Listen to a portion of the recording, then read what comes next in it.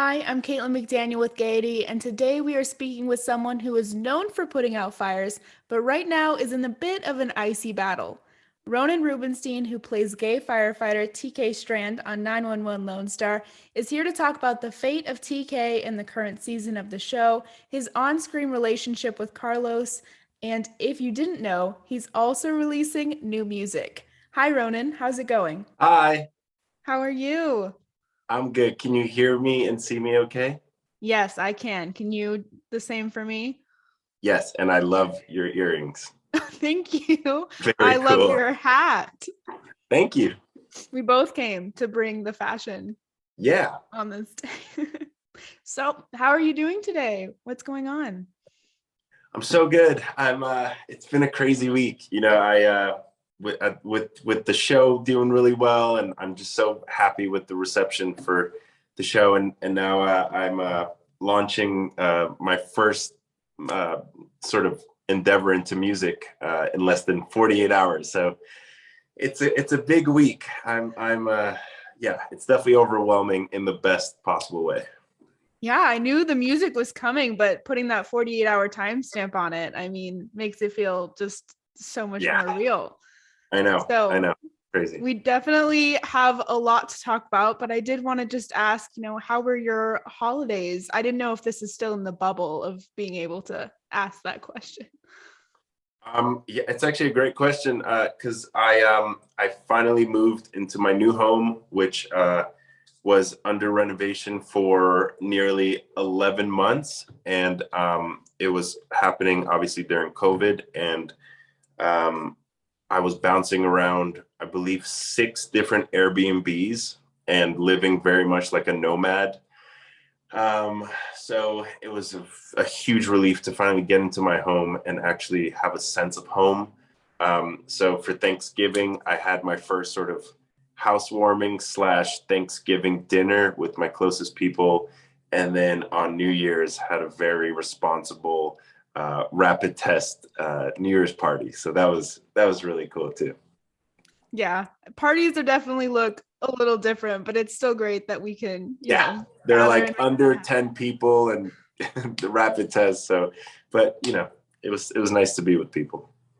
Absolutely, absolutely. And is it getting chilly there? Is it cold where you're at?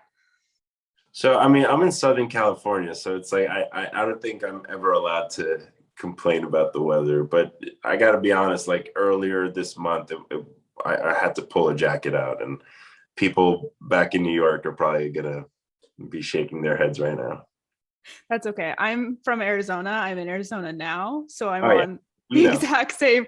It's like 65 and I am complaining about it. Yeah, and So, it's winter time. Yeah.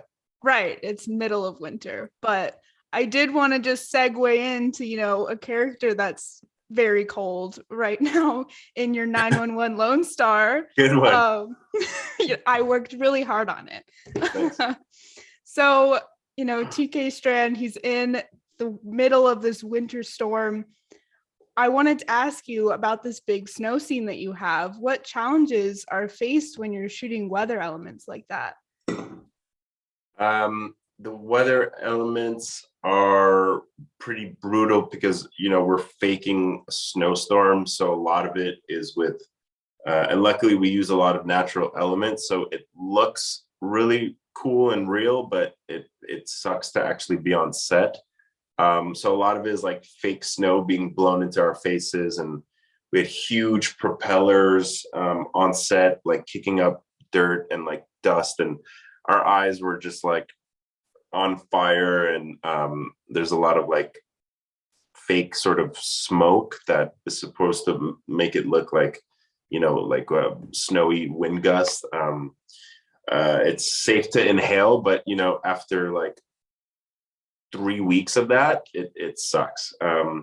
But luckily we did it, and it looks so real, and the studio was so happy that they asked for even more footage. So our first 3 episodes were actually spread into the first four. That's why the winter storm sort of storyline is going to be 4 episodes long, because there was just so much good footage, and everybody was just so impressed with it. So we went ahead and shot even more stuff. So I'm sure there's plenty more scenes to come in the following episode that's coming up. But I know you were also teasing on your Instagram story that, for all of the Tarlos fans, there's a scene that is going to be one of their favorites. So can you tell us what this teasing is about? Yeah, I cracked yesterday. It was Tarlos Tuesday, and I was like, they've been really sort of deprived, and it's been really rough for Tarlos and really rough for all the Tarlos fans. So I was like, you know what? Screw it. Your favorite Tarlos scene so far is I truly think it's going to be their favorite scene so far. Is coming up in the next episode. And I really can't say much more because it would really give away sort of the plot. But I think we will wrap up these past 3 episodes pretty well in the 4th episode. Yeah, that's sort of all I could say. No, that's great. It's just enough of a little tease. And I wanted to ask, I know with this season 3 and Tarlos not being together, people must be freaking out. So what has been the feedback like that from fans that you've been receiving? It's been exactly that. People are mortified and just really, really nervous and scared for their future. And a lot of people want to know why we broke up and if we're going to get back together. And I keep seeing all these polls on Twitter that like 98% of the people think TK is the one that broke up with Carlos, and I don't know how to feel about that. But yeah, it's definitely been a crazy way to start the season, to say the least. But I do sort of agree with what Tim said when it comes to this storyline. I think it is pretty brilliant to watch them hopefully come back together and sort of watch that journey. And I think if it's done well, it could be better entertainment than just watching a breakup on screen. I think the journey back is going to be quite beautiful. And we'll see, how long it lasts and how it's going to happen. Yeah, and it's amazing to see that fan reaction and people so involved in this relationship that exists on screen. And this show has such great representation between you and Rafael and Brian Michael Smith. So just balancing that action though with these relationships, like how is it putting those two elements in episode to episode? I think it always starts with the writing. We obviously, our creators are Ryan Murphy and Tim Minear and Brad Falchuk. So I think going into it, that you're going to be sort of taken care of, and the material is going to be handled with respect and care. So I think, knowing that in the back of our minds, we know that each episode we're going to be treated well when it comes to our characters and the stories that we're telling. And luckily we have authentic representation, and I think that just lets the writers go even deeper with the stories, and it gives them I think more freedom to explore these characters. And it's been an incredible ride for these last like almost 2.5 years, and just sort of see the evolution of those 3 characters specifically. It's been really amazing, and there's some really, really, really epic stuff for Brian and Rafael this season that I think the fans are gonna lose it for. So yeah, it's gonna be really, really good for those 3 characters this season. I'm excited to see it. And, just speaking of fans losing it, your music again is coming out soon, which I know we're all excited for. So can you just tell me, like, how did you get into music? When did that start?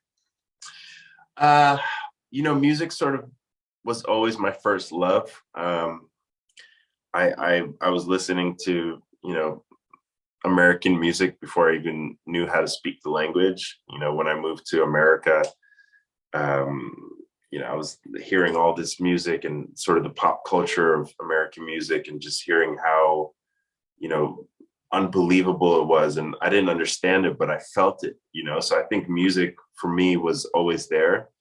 And then, cut to 2020, we're all in a lockdown. And my dear friend Johnny Shower, who's one of the bandmates, he's been playing music his whole life, and he has this like amazing home studio. And I came over one day, and I think I was just like so deprived on a creative aspect, and I heard something that he was playing, and he like was sort of mixing everything together, and I was like, hey, you mind if I maybe sing on something? I kind of have an idea.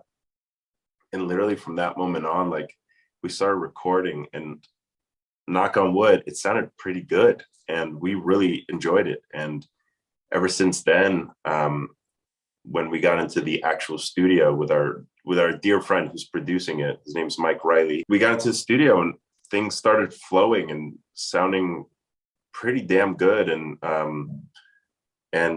we sort of had the confidence of our producer, who's worked with everybody, and the fact that he was like, we should do this, like actually do this. And it sort of gave us a boost of confidence for me, Johnny, and Rodrigo. And we had this one song called Open Door that we always were sort of leaning towards the most. And it's the one that I guess came out the most organically and the most smoothly. And we locked it in like, I think 2 weeks ago. And now we're getting ready to release it. And it's just crazy. Do you have plans for the big release day? How are you going to celebrate? I think I'm just gonna celebrate with the band and, you know, all of our close friends, and just, you know, really cherish this moment, and just really celebrate it. You know, even if 10 people listen to it, I think we really love and are happy with what we created, and we're just gonna enjoy that aspect of it. And you know, if people really like it, we have stuff that we can easily go back into the studio and finish up.